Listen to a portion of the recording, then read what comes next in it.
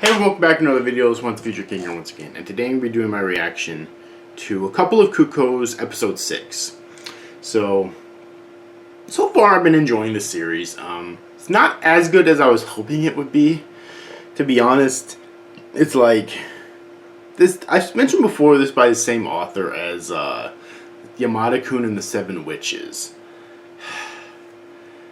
And while this series is definitely enjoyable, and there's smart things about it, I expected a lot more smart writing from that author.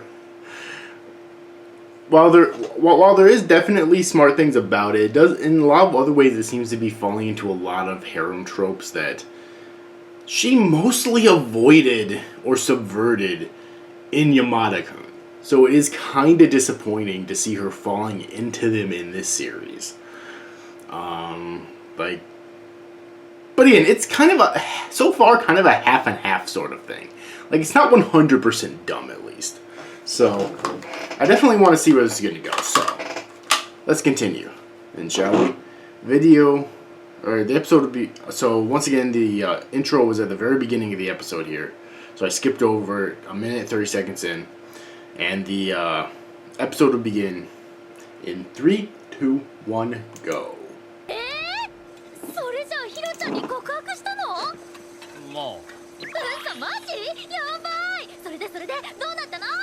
受理されませんでした。保留ってことだよ。それって他に好きな人がいるとか？それとも考え中ってこと？それはとにかく瀬川さんは自分より頭がいい人が好きなんだ。俺はまだ1勝しかしてない。だからあと10回テストで勝たないといけない。その上で瀬川さんを言い名付けから。なんかよくわからない。そういうことなら任せて。 So I guess he told her between episodes, which I figured she would react like this. It's like, she doesn't want to marry him any more than he wants to marry her, so obviously she would be perfectly fine with... Obviously she would be excited with the fact that he confessed to her, and obviously she would want to help... She would be okay with maybe helping him pass the exam, surpass her in the exams.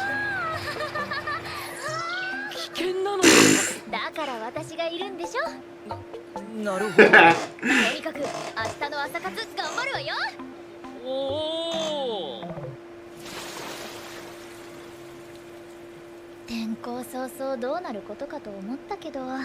なんだか学校が楽しくなりそうでよかった。でも、ナギ君って好きな人いたんだ。急いでナギ君、遅れちゃうでしょ。張り切りすぎでは。って一緒に登校してどうすんのよ。私たちの関係、学校でバレたら大騒ぎになるわよ。俺だって瀬川さんに言い名付けが同じ学校にいるなんて知らない。 でも天野さんは迎えが来るでしょ。ああ、それもうやめたの。だって自立したいし。じゃあ私先行く。 Yeah, that would definitely be a problem. See, I really like this setup a lot. They want to marry, or they don't want to marry. They're being forced to marry, but they don't want to. And they have to like keep that from other people. I just really hope that their fucking parents don't get involved and tell everyone. That is my biggest fear right now for them. Like, okay, I don't know if her parents would do that. Keep in mind, when I refer to her parents, I'm talking about the father that raised her, not her birth parents, just to keep it simple. I don't know if her father would do that necessarily. But his former delinquent parents, from what we've seen of them, very well might. That is a distinct possibility. And that would fuck everything up for both of them.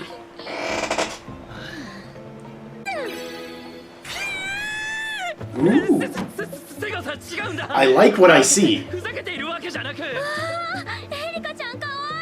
Like I said, the series is very enjoyable in spite of my disappointments. Even when the series isn't being particularly subversive or original, it's still enjoyable at least. It doesn't annoy me too much, so I guess I should be happy about that at least. 私の方ができるよ。 Yeah. それに料理上手。私はフランス料理作れるよ。なんと言っても喧嘩が強い。私も空手三段だよ。So she's one of those characters that's like a prodigy at everything. That's great. I guess he has his work cut out for him here. なんかないの？ほだ言ってくれるじゃない。ならどうすればいいのよ。 教科書を一読したら問題集をひたすらやるべき。 I mean, there's probably some truth to that. He seems like a very like old school type of person when it comes to studying. For some people, that works out really well. I don't like how like definitive he's stating this, because for some people that doesn't work out at all. But it's a person-to-person sort of thing. Although this is probably a Japanese thing as well. But yeah, it's definitely a person-to-person sort of thing. It's not like universal, but yeah.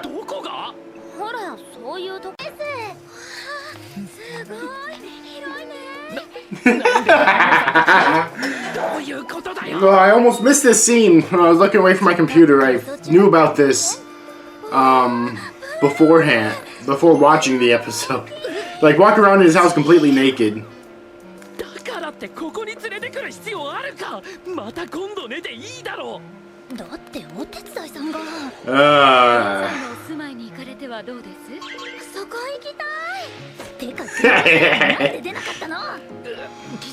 Honestly, I feel for him right now. Like, this is my ideal life right here, just.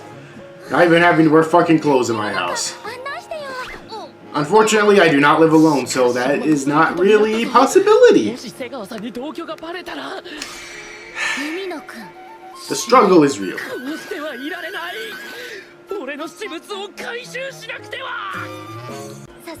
Wait, oh yeah, so I know why he's hiding now, even though...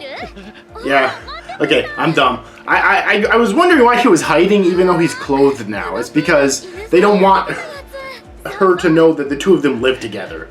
Because she might suspect that they're engaged. Or even that just friends with benefits or something. Anything like that would... suspecting anything like that would not be good. So, yeah, I get it now, definitely.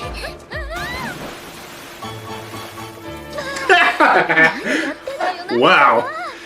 I mean, there's a solution for you, I suppose. I mean... Calling out that you're doing a cliche doesn't make you above the cliche, I think I should mention.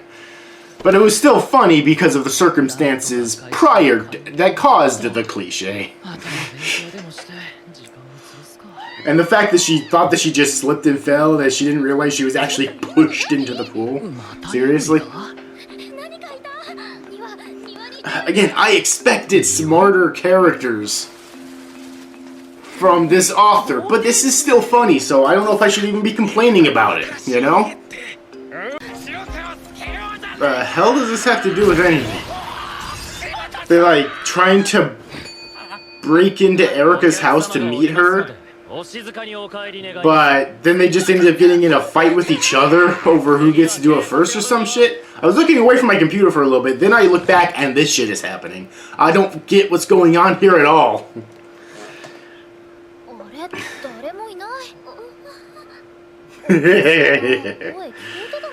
So such close calls.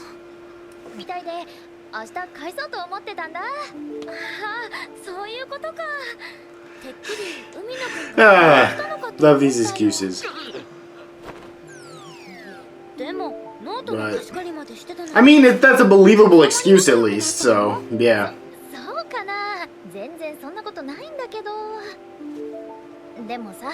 ナギ君ってどんなことでも一生懸命やるじゃん。すごい努力家っていうか。だから私もあやかろうかなって。そうかも。でもそこは私を頼ってもいいのでは？次はよろしゃす。それじゃあ。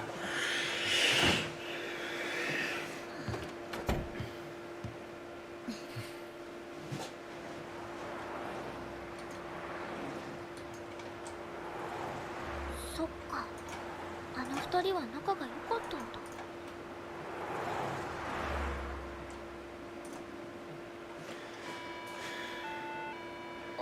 But how does she feel about that? Because it's kind of not entirely clear at this point if she doesn't have any feelings for him whatsoever. You know? So...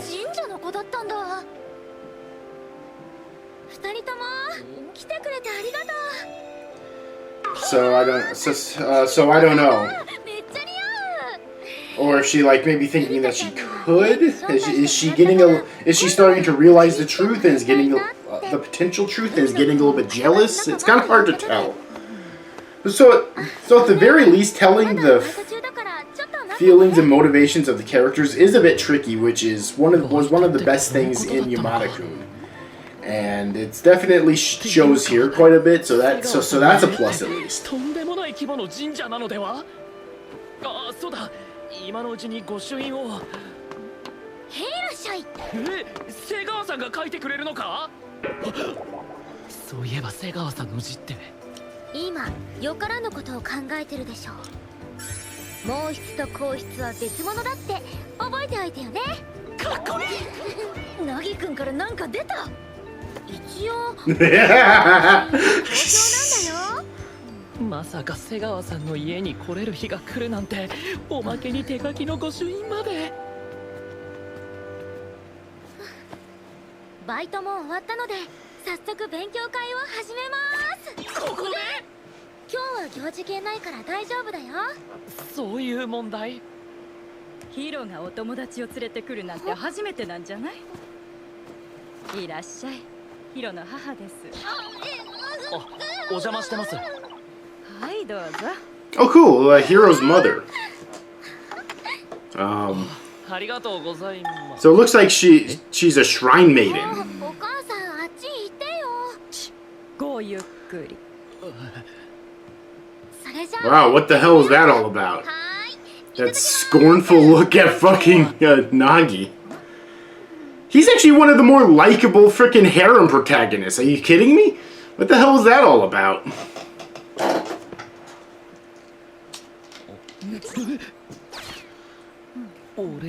Seriously?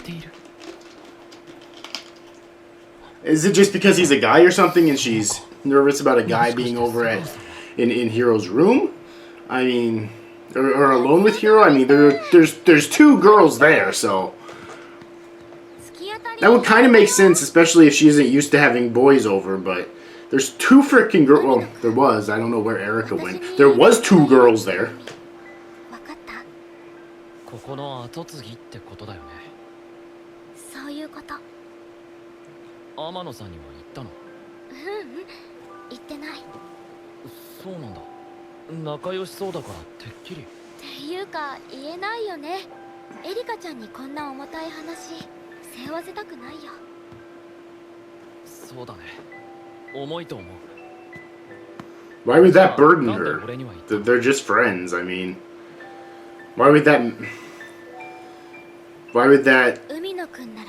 be a heavy thing for her at all? I don't get that.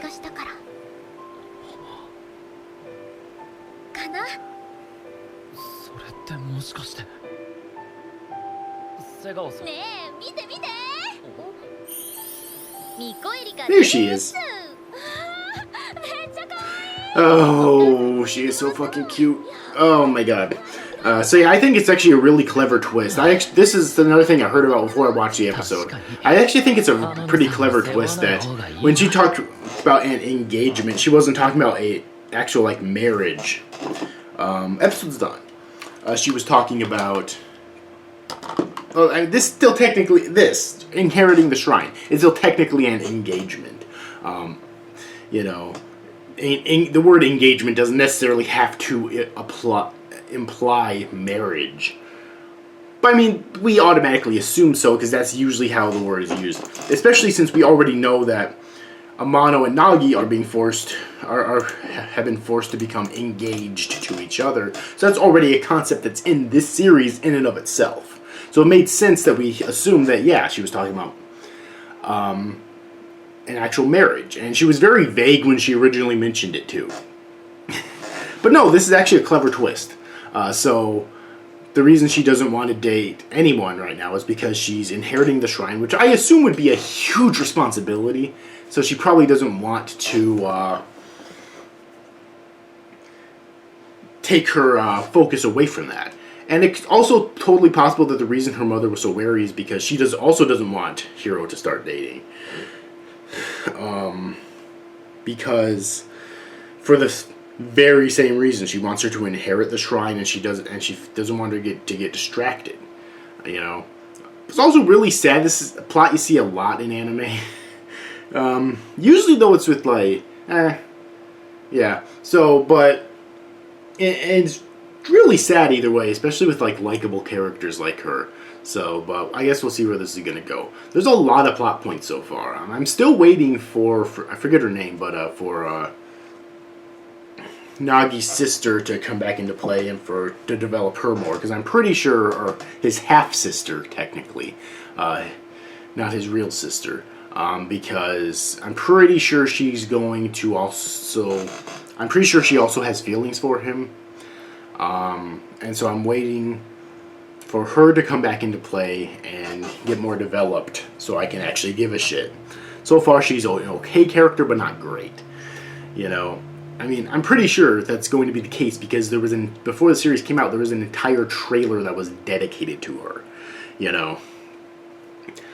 But anyways, overall, hope you enjoyed this video. If you did, please make sure to give it a like and subscribe to my channel for more content in the future. Hit the notification bell if you want to whenever I upload a new video. I release new videos all the time. Share around other places on the internet if you think it deserves it, such as YouTube, Facebook, Twitter, etc. Try to give my channel more attention. And like always, comment on the video down below because that'll help my channel out. Let me know your thoughts on this video and on this episode, on the series as a whole, on the manga if you're a fan of it. What was your favorite part of this episode?